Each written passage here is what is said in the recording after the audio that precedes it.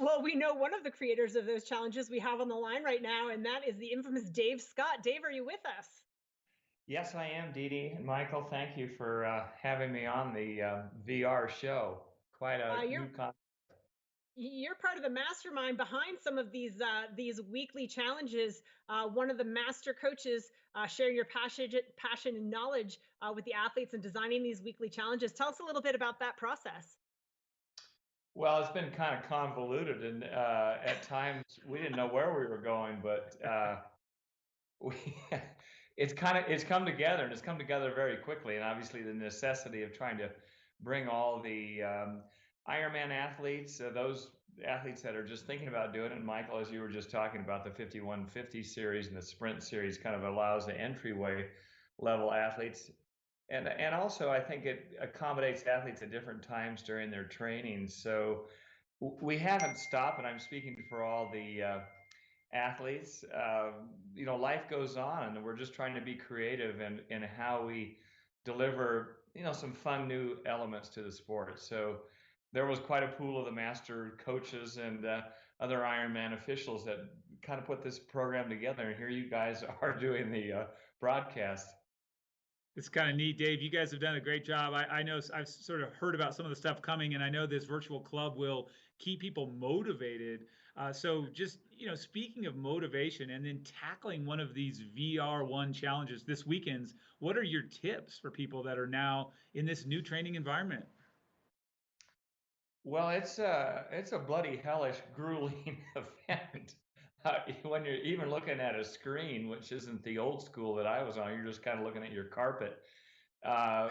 Even looking at the screen, you don't have the nuances of the road, and so to lock in for 90K on the bike is really a challenge, is a huge challenge. And I'll just give you a couple technical things. I kind of look at the morphine-like endorphins that you have that are produced outside, and you can't quite get to that level. And those are the basically satiate your physiology in your brain that says, gee, I feel good exercising.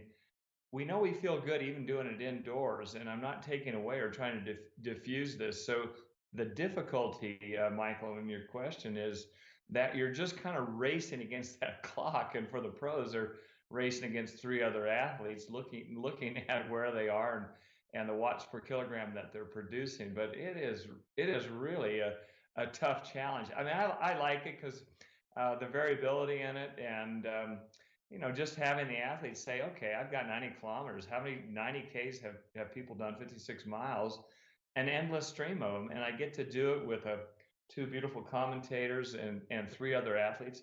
And of course, for the amateurs, you're going to be comparing yourself kind of around the world with the other talent. So a pretty darn cool concept. And again, rotating these on a weekly basis, doing the shorter course races will be a lot of fun.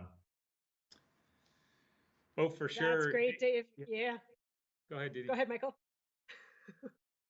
Well, as we're watching, I just want to give you a shout out, Dave, that popped across the screen. Tom Zebart says it's great to have you on the show, and I echo his sentiments.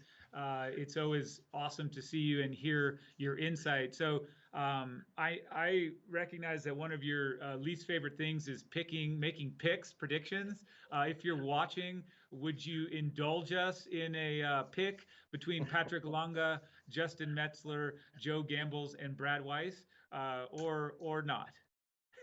Well, I'm not liable for anything giving a pick, but and it's obviously a whole different concept. I think the interesting thing is that obviously the pros are all lean men and lean women. We saw the women yesterday with Jocelyn taking the honors. I think when we're kind of distilling this down to the amateurs and not looking at lean body weight to develop watts per kilogram, we're going to have some ferocious times on the bike. But with the pros, and I'll get back to your question, Michael. All of them are kind of calibrated, basically the same. They're all lean people, and we can look at this early season race. There's Joe kind of grinding it out. We don't have the nuances of a tailwind or a side wind, and we don't have the scenery going by us. And again, I'll come back to the difficulty of really mentally doing this.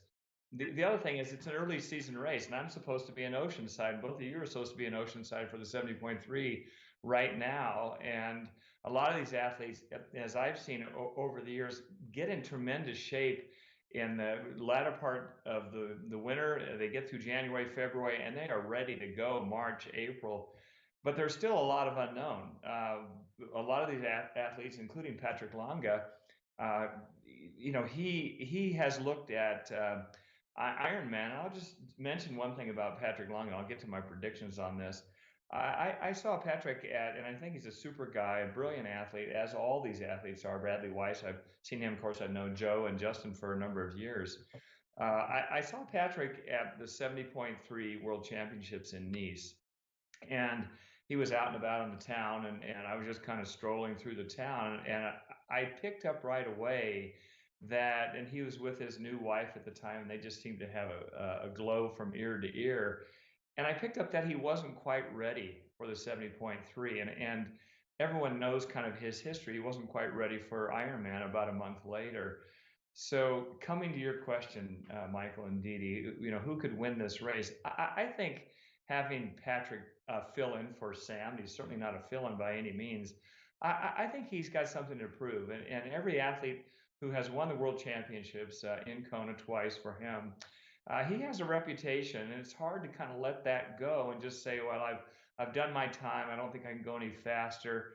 I don't think so. My sense is that he wants to turn this very unique and unusual year with COVID-19 in place, but he wants to set an early season statement that I'm ready this year. So early pick, I'll pick Patrick right now, and that's not to turn off my switch on the other three talented guys. I love it, Dave. Great answer. And you know what? I watched you talk, and I think that's all valid stuff. Patrick Lango's watts went up when you said that, and you could see him give a nod to the camera. Thumbs are up.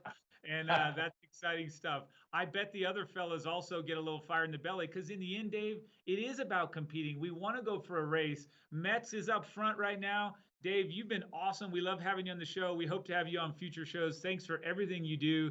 Enjoy the rest of your day, and we will speak with you very soon. Okay, thank you, Dee Dee and Michael, and good luck to both of you. You've got to be darn creative with this virus and speak to a screen rather than the live commentary, but you do a wonderful job. So hope the men's race is exciting, and I'll check in as they flow through the halfway point to see how they're hanging in there. Anyway, have a good day. Thanks very much.